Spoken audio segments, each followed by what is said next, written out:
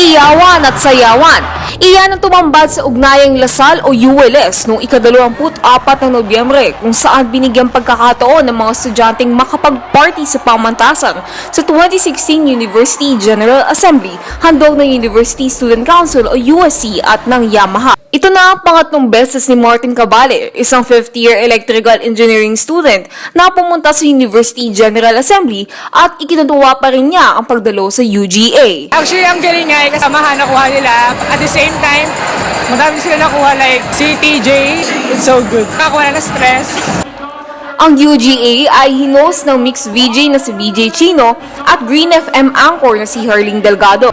Yinanig naman ng ULS na mga performances ng romantic balladeer na si TJ Monterde, actress-dancer na si Ella Cruz, spoken word artist na si Maymay Cantillano at ng Philippines' hottest female DJ na si Nina Saputil. Nagpakitang gilas rin ng iba't ibang university performing arts group tulad ng Lasal Filipiniana Dance Company, Lasallian Points and Flexes, Lasallian Pop Band and performance ng Dasmariñas Dance Group na The Underground. Ayon kay USC President Christine Fortunado, ang UGA ay ginawa upang mapagkaisa ang mga Lasaliano.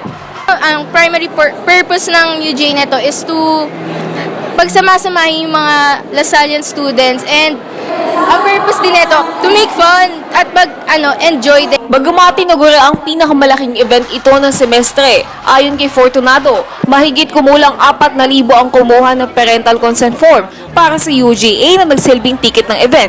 Ngunit hindi bababa sa 2,000 lamang ang dumating na estudyante.